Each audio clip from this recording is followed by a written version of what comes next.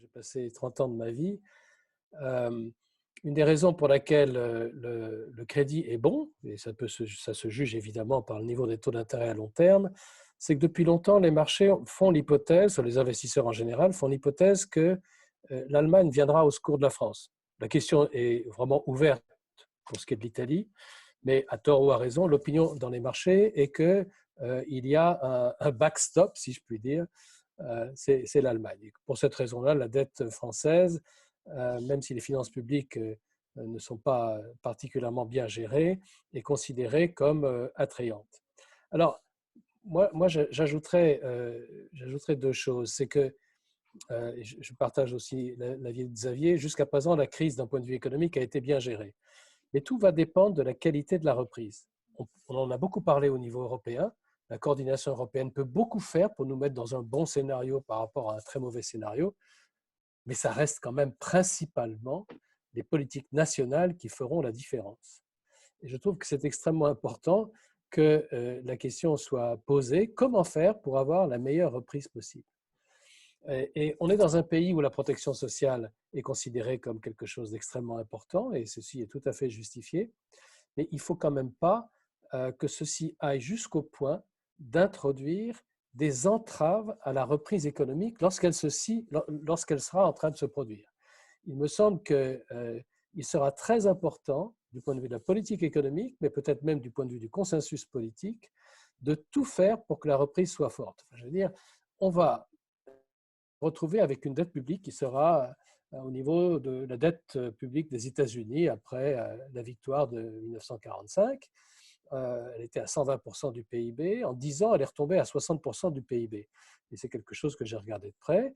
Cette baisse de la dette publique américaine est due à deux facteurs essentiels. Le premier, ça a été l'inflation, deux facteurs essentiels et dans des quantités égales. Et deuxièmement, la productivité. Alors, nous n'avons pas le recours de l'inflation, parce que ça, personne ne la maîtrise, et les banques centrales qui cherchent à créer de l'inflation depuis 10 ans n'y arrivent toujours pas.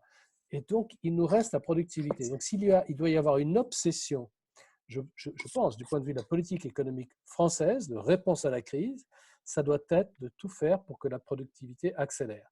Et je parle ici de la bonne productivité, c'est-à-dire non pas de celle qu'on obtiendrait en employant moins de personnes pour produire plus. Non, c'est la productivité qui vient de l'innovation, c'est la productivité qui vient d'une meilleure allocation des ressources. Et ça, ce sont les entreprises qui sont vraiment les mieux placées pour le décider, plutôt que des directives. C'est la qualification. Je voudrais parler d'une chose qui n'a pas été évoquée jusqu'à présent, mais une des conséquences du confinement, d'un point de vue de l'analyse économique, c'est une perte de capital humain. Les enfants qui ne vont pas à l'école, et surtout ceux dont les parents ne se substituent pas à l'école, subissent une très forte perte de capital humain qui se traduira par une moindre qualification, par des salaires plus bas lorsqu'ils seront adultes sur le marché du travail. C'est quelque chose qui est une catastrophe, si on veut bien y réfléchir, du point de vue du futur économique du pays, mais du point de vue de sa cohésion sociale. Et donc, par exemple, tout faire pour qu'il n'y ait pas cette perte du capital humain dans notre pays, je ne parle pas là de la coordination européenne, tout faire pour que les heures perdues, les heures qui auraient dû être à l'école avec des bons maîtres, soient rattrapées, ça serait une manière intelligente d'utiliser de l'argent public pour préserver l'avenir. N'oublions pas le capital humain.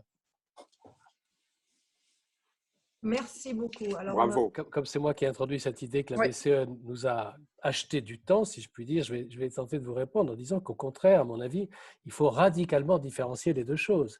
Le plan de relance, si, comme je crois, et on a un avis convergent avec Xavier là-dessus, vise l'investissement, vise à multiplier l'investissement qui lui-même, on le sait, a un très fort effet multiplicateur dans les économies, il faut que ce soit son objet. Et il faut qu'il soit totalement différencié d'une négociation sur le futur de la zone euro et donc sur les dettes héritées du passé. Je pense qu'il faut bien distinguer l'aide à la nouvelle dette, et ça c'est la BCE qui l'apporte, plus, mais ça c'est relativement marginal, l'aide qui a été décidée à la réunion des ministres des Finances. Il faut bien distinguer ceci de l'héritage du passé. Cet héritage du passé va devenir beaucoup plus lourd et sera insupportable d'ici quelques années. Je dis simplement que pour discuter de ce problème structurel, comme vous l'avez dit, nous avons un peu de temps que nous devons consacrer intégralement à tout faire pour avoir la meilleure reprise possible. Car pour tous les pays, la meilleure manière de rembourser la dette, c'est de croître. Et si on peut augmenter la puissance et la qualité de la reprise, eh bien, on aidera aussi à résoudre ce problème des dettes à long terme. Je pense qu'il faut différencier les deux. Là, vous nous avez vraiment nourris de vos réflexions et que je crois que tous les collègues, quand je vois les commentaires, sont extrêmement contents des pistes que vous nous avez montrées et qu'on va approfondir dans les semaines qui viennent. Merci beaucoup à vous et à très bientôt.